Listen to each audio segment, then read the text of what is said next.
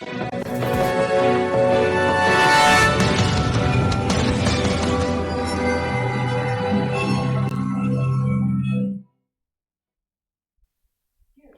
छत्तीसगढ़ के जांजगीर चांपा से है, जहां पत्नी के ऊपर पेट्रोल डालकर हत्या का प्रयास करने वाले आरोपी पति को गिरफ्तार कर लिया गया। बता दें कि शराब पीने के लिए पैसे नहीं देने पर आरोपी युवक ने हत्या करने की नीयत से पेट्रोल डालकर आग लगा दी थी, जिससे वह बुरी तरह से जल गई, जिसे उपचार के हेतु जिला अस्पताल जांजगीर में भर्ती कराया गया। फिलहाल पुलिस ने आरोपी पति के खिलाफ अपराध पंजीबद्ध कर गिरफ्तार कर न्यायालय में पेश कर रही है।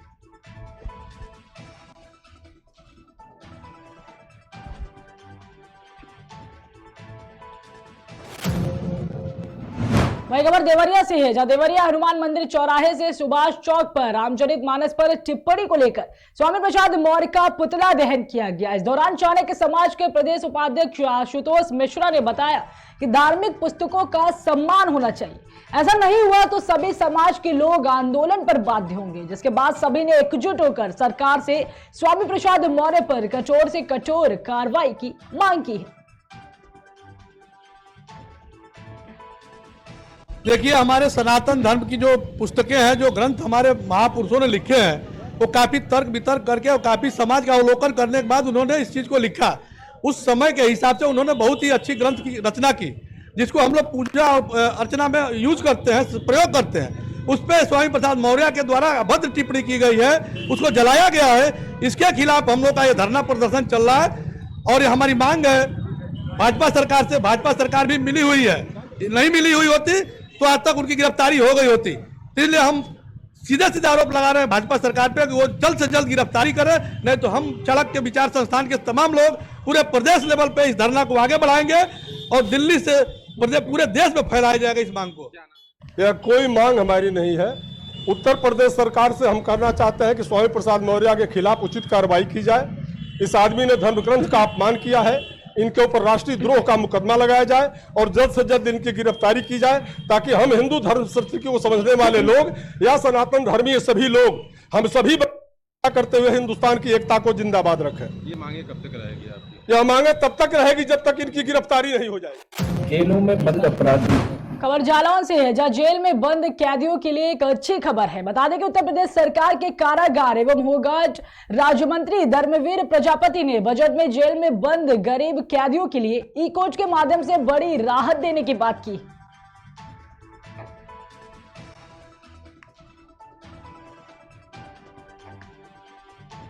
जेलों में बंद अपराधी, और मैं कह सकता हूं कि सभी अपराधी नहीं है। 85% ऐसे कैदी हैं जो अनायास घटना में हैं। ऐसे कैदियों को के लिए माननीय प्रधानमंत्री ने ध्यान रखा गया है और हमारे वित्त मंत्री में ध्यान रखा है। 7 करोड़ की व्यवस्था उसमें की गई है। सजा 1 साल की होनी है और ट्रायल चल रहा है 2-3 साल ऐसी धाराओं इसके लिए ई कोर्ट की व्यवस्था के लिए प्रधानमंत्री जी ने और आदरणीय वित्त मंत्री ने इस बजट में व्यवस्था की है। मैं उनका हृदय से आभार व्यक्त करता हूं। कारागार राज्य मंत्री और जिले के प्रभारी मंत्री धर्मवीर प्रजापति की अगर हम माने तो जेलों में बंद जो कैदी हैं, गरीब कैदी, उनके लिए एक अच्छी खबर। उन्होंने बताया है कि प्रधानमंत्री नरेंद्र मोदी की सरकार द्वारा जो कल 2 दिन पहले जो बजट पेश किया गया, उस बजट एक विशेष व्यवस्था ई कोर्ट मानी ऑनलाइन कोर्ट के पेशी की व्यवस्था। ई कोर्ट एक ऐसी प्रणाली जिसमें जेल में बंद ही कैदी अपनी सुनवाई के लिए अपनी पैरवी कर सकते हैं, अपना पक्ष रख सकते हैं, साथ ही अपने जो भी दस्तावेज हैं उनको लेकर वो अपना पक्ष मजबूत कर सकते हैं। उन कैदियों के लिए अमृत है, रामबाण है, जीवनदायिनी है, जिनके पास जिनकी घर की हमारी हालत अच्छी नहीं होती, जिनके पास पैसे बहुत कम होते हैं और जो कोर्ट कचहरी और वकीलों के चक्कर लगा कर परेशान हो जाते हैं, लेकिन उनके पास जो है कहीं ना कहीं लास्ट में एक हताशा के अलावा कुछ नहीं बचता। रूटीन देखिए, यानी कि मतलब जो है आदतन अपराधी नहीं है, यानी कि जो जेलों में बंद है ज्यादातर आकस्मिक हुए घटनाक्रम का शिकार, ऐसे कैदियों के लिए सरकार ने एक विशेष व्यवस्था की है और उनके लिए एक मर्सी दिखाई है ई कोर्ट की व्यवस्था। तो कहीं ना कहीं जेलों में बंद वो अपराधी जो आकस्मिक घटनाक्रम का शिकार हुए हैं या जिन्होंने गैर इरादतन। खबर मुजफ्फरपुर से है, जहां जिले की पुलिस ने अहियापुर थाने के गंडक पुल के पास से 4 अपराधियों को गिरफ्तार किया है। बता दें कि अपराधियों के पास से 61.54 ग्राम स्मैक पुलिस ने बरामद किया है। इस मामले में जानकारी नगर डीएसपी राघव दयाल ने प्रेस वार्ता के दौरान दी। उन्होंने बताया कि चारों अपराधी स्मैक के कारोबार से जुड़े हुए हैं। गिरफ्तार अपराधियों को जल्दी न्यायिक हिरासत में भेजने की कवायद की जा रही है। लंबित जघन्य अपराध के कानूनों में वांछित अभियुक्तों की छापामारी हेतु विशेष अभियान वरीय पुलिस अधीक्षक महोदय मुजफ्फरपुर के निर्देश पर चलाया जा रहा है। इसी क्रम में अहियापुर थानाध्यक्ष द्वारा गुप्त सूचना के आधार पर अहियापुर थाना क्षेत्र में ही इंदिरा नर्सिंग होम के पीछे बड़ा जगन्नाथ मोहल्ला में कार्रवाई की गई। वहाँ पर हाल ही में घटित घटना का कुछ अपराध कर्मियों का छिपा होने का सूचना मिला था। जब पुलिस पदाधिकारी और पुलिस बल जब वहाँ छापामारी के लिए पहुंचे तो पुलिस बल को देख करके 4 व्यक्ति अपने घर में छिपाव हासिल करना चाह रहा था। जैसे पुलिस तलाशी के लिए उन लोगों को बाहर निकलने के लिए बोला, पुलिस पर उन लोगों ने ढेला पत्थर से हमला कर दिया और पुलिस बल को के ऊपर भागने के क्रम में फायरिंग भी किया। लेकिन पुलिस तत्परता के साथ उनमें से 4 व्यक्ति को गिरफ्तार किया है। 4 में से 2 व्यक्ति हाल ही का हत्याकांड का नामजद अभियुक्त रहे हैं और जो 2 व्यक्ति पकड़े गए हैं उन लोगों के ऊपर भी पूर्व का अपराधी के साथ इतिहास रहा है। चारों व्यक्ति अपराधी प्रकृति के व्यक्ति हैं और उन पर हत्या लूट का कांड पूर्व से दर्ज रहा है। ये लोग चारों व्यक्ति पूर्व में जेल जा चुके हैं। रिकवर में क्या क्या है? रिकवरी में इन लोग के पास से एक चाकू, 3 आर्म्स, कारतूस बरामद हुआ है। लंबित जघन्य अपराध के कानून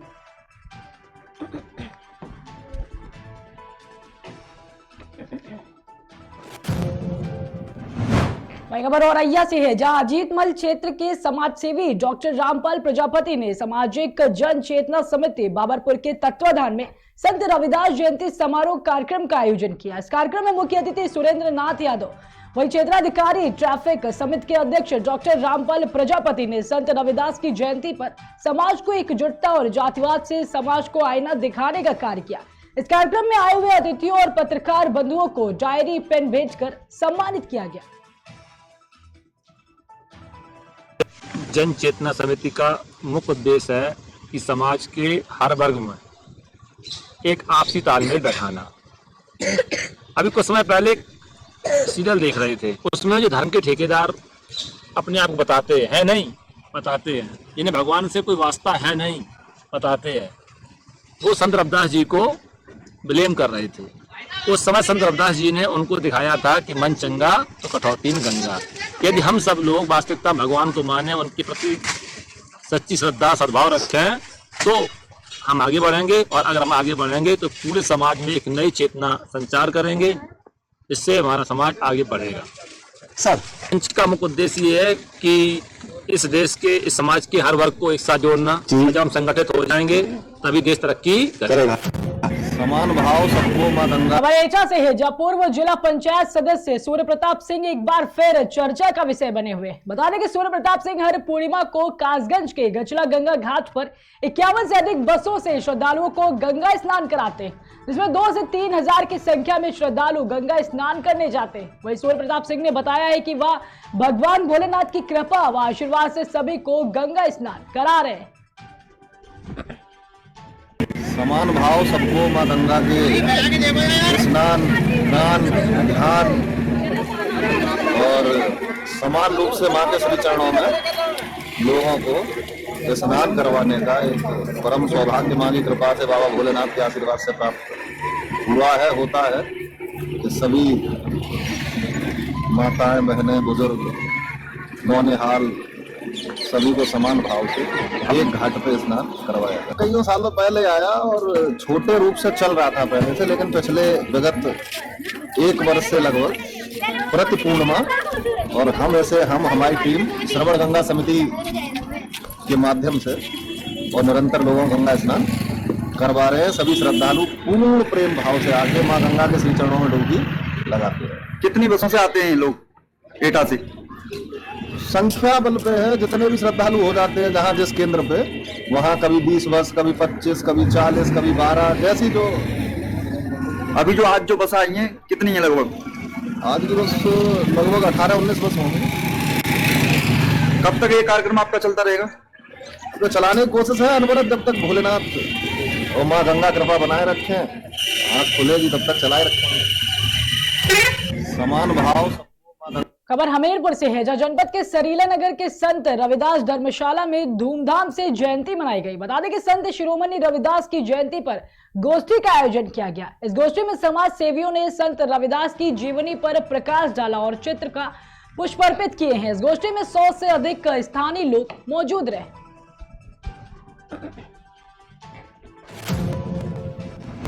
खबर लखनऊ से है, जहां केकेटी न्यूज की खबर का बड़ा असर हुआ है। बता दें कि पारा थाना क्षेत्र के मोहान रोड चौकी के बाहर सर्विस लाइन पर अतिक्रमण लगा था, जिसकी खबर को हमारे चैनल ने प्रमुखता से दिखाया था।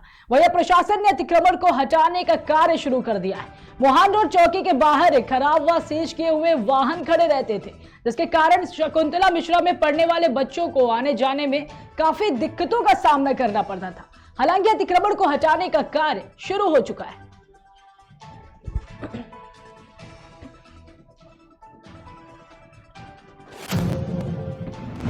खबर छत्तीसगढ़ के जांजगीर चांपा से है, जहां एक युवक से धारदार हथियार से हमला कर हत्या का प्रयास करने वाले 4 आरोपियों को पुलिस ने गिरफ्तार किया है। बता दें कि किसी पुराने विवाद में समझौता नहीं होने के कारण आरोपियों ने घटना को अंजाम दिया था। वहीं पुलिस ने आनंद फानन में चारों आरोपियों को गिरफ्तार कर न्यायिक हिरासत में भेज दिया है।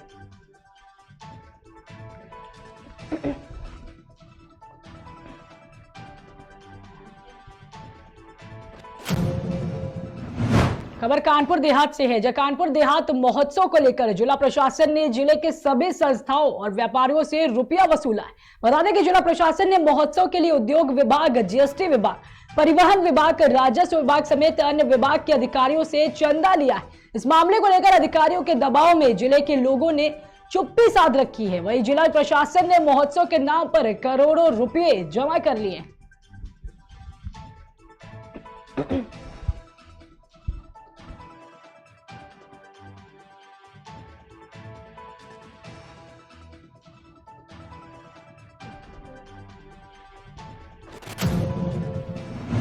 खबर एटा से है, जहां आवगढ़ ब्लॉक के गांव लालपुर से श्रवण गंगा सेवा समिति द्वारा संचालित प्रतिमा पूर्णिमा की भांति गंगा स्नान यात्रा को 21 बसों से श्रद्धालुओं को भेजा गया, जिसमें लगभग 1100 श्रद्धालुओं को गंगा स्नान के लिए कचलाजी घाट के लिए रवाना किया गया।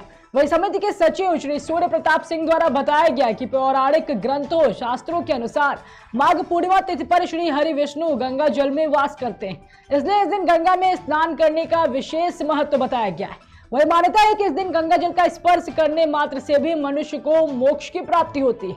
सूर्य प्रताप सिंह द्वारा किए जा रहे कार्यों की एटा जिले के साथ साथ प्रदेश के व्यक्तियों द्वारा भी प्रशंसा की जा रही है।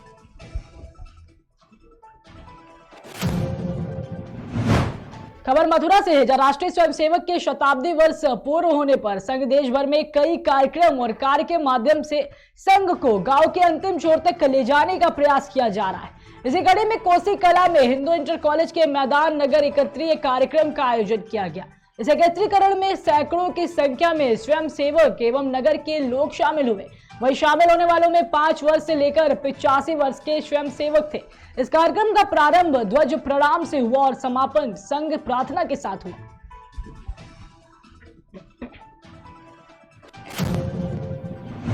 वही खबर बिहार के भागलपुर से है, जहां जिले के आसपास के सभी गंगा घाटों पर माघ पूर्णिमा पर गंगा स्नान के लिए श्रद्धालुओं का जन सैलाब उमड़ पड़ा। भक्तों ने मां गंगा के पावन जल के पुण्य की डुबकी भी लगाई। इस दौरान जगह जगह अष्टयाम कीर्तन का भी आयोजन किया गया। बता दें कि भागलपुर के बरारी घाट, खिन्नी घाट, बूढ़ानाथ घाट समेत कई अन्य घाटों पर भक्तों का तांता देखा गया। वहीं स्नान के बाद श्रद्धालुओं ने दान पुण्य का कार्य भी किया। सबसे पहले तो मैं विभूति कुमार विकल पार्षद वार्ड नंबर 4 से मैं ये कहना चाह रहा हूँ, यहाँ पर आए हुए जितने भी आगंतुक हैं, श्रद्धालु हैं, उनको हार्दिक अभिनंदन।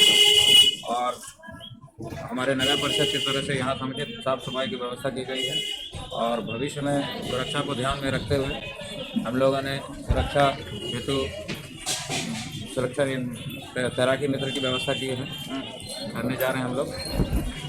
और जहाँ तक अभी जो है सुधारने के लिए जो भी संभव होगा हम लोग संभव प्रयास करेंगे।